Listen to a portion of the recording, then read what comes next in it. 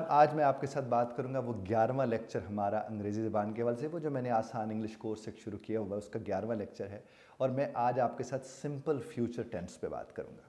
देखिए फ्यूचर का जैसे आप खुद जानते हैं कि फ्यूचर टेंस का मतलब ये है कि जो कल यानी आने वाले कल में, यानी जो आप मिसाल के तौर पर अगर आज हफ्ता है तो एतवार फ्यूचर हुआ, अगर एतवार पे आप बैठे हैं तो फिर पीर आपका फ्यूचर हुआ, तो इसका मतलब आने वाला दिन या आने वाला लम्हा। उसके लिए आपने पढ़ रखा होगा शेल और विल का इस्तेमाल हुआ करता था कि जब भी हम फ्यूचर टेंस पढ़ते थे तो हम कहते थे कि शेल लगता है और उसके साथ फर्स्ट फॉर्म यानी बेस फॉर्म उसके साथ लगा देते हैं, और विल लगता है और उसके साथ फर्स्ट फॉर्म यानी बेस फॉर्म लगा देते हैं। अब देखिए, और ये बेस फॉर्म मैं इसलिए बार बार कहता रहता हूँ क्योंकि वो जो मैंने किताब 5000 वर्ब्स की लिखी हुई है उसमें मैंने इसको नाम ही यही दिया है कि एस फॉर्म और बेस फॉर्म को अलहदा करके। बेस फॉर्म का मतलब मसलन आप तो कहते हैं अप्लाई, तो वो आपकी बेस फॉर्म है, और अप्लाइज जो है वो आपकी एस फॉर्म है, तो इसलिए ये डिफरेंस समझना ज़रूरी है। अब जनाब ये है कि जो आई है उसके साथ जाकर शेल लगता है और वी के साथ जाकर भी शेल लगता है, यानी आई के फ़ौरन बाद हम शेल लगाएंगे और वी के भी फ़ौरन बाद हम क्या लगा देंगे, शेल लगा देंगे, और उसके बाद जाकर हम बेस फॉर्म यानी first form of the verb लगाएंगे। मसलन अगर आप कहते हैं कि मैं कल आऊँगा तो आप कहेंगे I shall come tomorrow, I shall come tomorrow.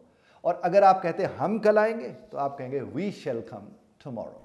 और आई और वी के अलावा जितने भी हैं उनके साथ जनाब जाकर विल लगता है, WILL विल लगता है उसके बाद जाकर। अब देखिए हमने जब कहा कि आई के साथ शेल लगता है, वी के साथ शेल लगता है और बाकी सब के साथ विल लगता है, तो इसका मतलब क्या हुआ, यू के साथ भी विल लगेगा, दे के साथ भी विल लगेगा। इसी तरह से अगर खाली अली हमने कह दिया तो भी विल लगेगा, अगर हमने अली एंड फातिमा कह दिया तो भी विल लगेगा, हमने इट कह दिया तो भी विल लगेगा। लेकिन एक कानून और भी है, और वो ये है कि जहाँ शेल लगता है अगर हम वहाँ विल लगा दें, जहाँ पर क्या लगता है, शेल लगता है, अगर हम वहाँ जाकर विल लगा दें तो उसका साफ नतीजा ये निकलेगा कि वो ज़रूर के मानों में हो जाएगा।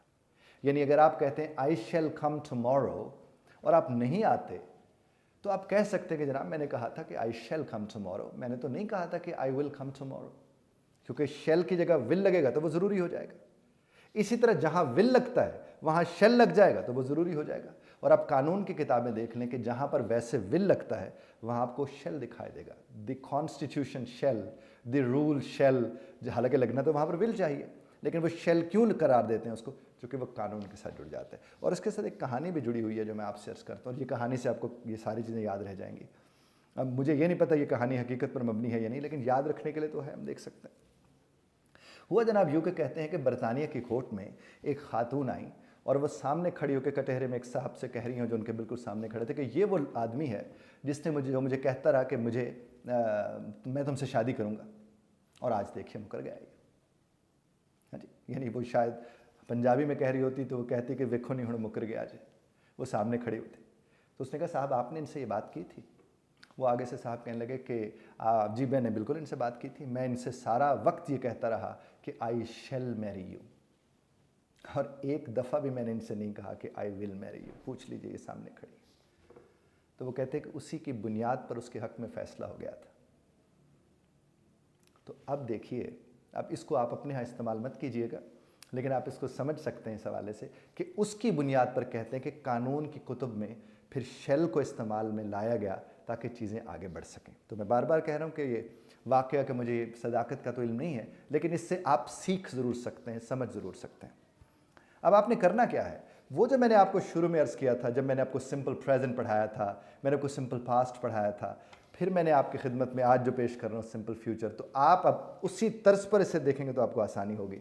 जैसे कि मैंने कहा था कि I get up early in the morning, I get up early in the morning, तो साहब ये तो सिंपल प्रेजेंट हो गया। और जिस घड़ी मैंने गेट की सेकंड फॉर्म लगाई और मैंने कहा I got up early in the morning, तो ये माजी की बात हो गई, यानी पास्ट हो गया। और अब जब मैं उसे फ्यूचर की तरफ लेकर जाऊंगा तो मैं कहूँगा कि I shall get up early in the morning, यानी मैं कल सवेरे उठूँगा। अब जो वर्ब्स वहाँ पर आपके थे वही वाले वर्ब्स अब आगे बढ़ाते जाएं और इसी के साथ इस्तेमाल करते जाएं तो ये टेंस आपको बड़ी आसानी के साथ आ जाएगा और इसमें आपको किसी किस्म की कोई दिक्कत नहीं होगी। लेकिन करना क्या चाहिए?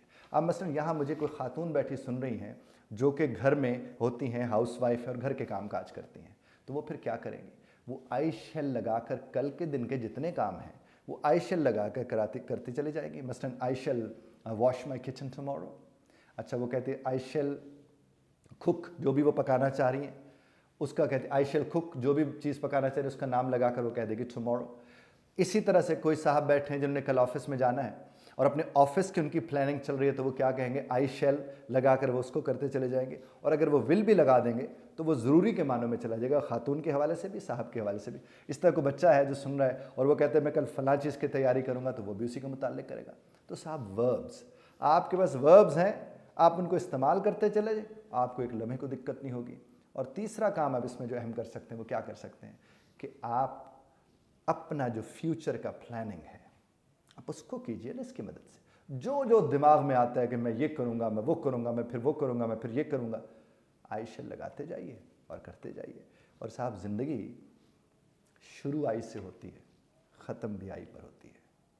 आप सबसे पहले अपने जवाबदेह होते हैं। आप जब अपने आप को जवाबदेह होंगे, आप मुत्तकी भी हो सकते हैं, आप परहेज़गार भी हो सकते हैं, क्योंकि आपको पता है कि इंसान सबसे बच सकता है, अपने आप से नहीं बच सकता। खुदा से तो खैर हम उसके तो हम हर वक्त सामने हैं। तो इंसानी एतबार से अगर मैं बात करूं तो हमें इस दुनिया में, दुनिया के अंदर रहते हुए जो हमारे इर्द गिर्द लोग मौजूद हैं, सबको सबसे ज़्यादा अपना पता होता है। अगर उसी एतबार से अब चीज़ों को देखना करना शुरू करेंगे तो यकीन सूरत हाल मुख्तलिफ होगी। जिस तरह बहुत से लोगों ने अल्हम्दुलिल्लाह वहाँ पर फ़िक्रे बनाए और उनका हमने जवाब दिया है। जो हमारे यूट्यूब चैनल पर आपने फ़िक्रे बना के भेजे, मैंने उनका जवाब दिया है। और इनका जवाब तो टीम ने नहीं, मैंने खुद दिया है। और मैं इंशाल्लाह आप जब ये फ़िक्रे बनाकर हमारे उस चैनल पर हमारे साथ शेयर करेंगे, मैं आपको उसका जवाब दूंगा। और सिंपल अभी बनाएं। अब आप जहन में शायद आप कह रहे हो सवालिया कैसे बनेगा, नेगेटिव कैसे बनेगा, वो कैसे, अभी तो सीख रहे हैं साहब। सीधे सीधे फ़िक्रे बनाइए और जब सीधे सीधे फ़िक्रे बनाते आप आगे चले जाएंगे तो मेरे अल्लाह के करम से कोई परेशानी नहीं होगी। फिर भी कोई सवाल आपके जहन में है तो हम हर वक्त ओपन हैं, आप उसमें सवाल कीजिए और उसके ऊपर इंशाल्लाह वीडियो बनाकर हम आपकी खिदमत में पेश करेंगे। बहुत शुक्रिया ध्यान से सुनने का। और जो पढ़े लिखे लोग भी इसको सुन रहे हैं उनसे भी मैं गुजारिश करूँगा कि अगर यहाँ से कोई बात उनके जहन में ऐसी आती है जो उनके लिए काबिल एतराज़ है या उनको बुरी लगी, तो मैं पहले उसके हवाले से माजरत चाहता हूँ। इख्तिलाफ़ राय का हक़ आप सब महफूज रखते हैं, बस ज़रा तर्ज़ इख्तिलाफ़ राय का ख्याल रखिएगा। बहुत शुक्रिया।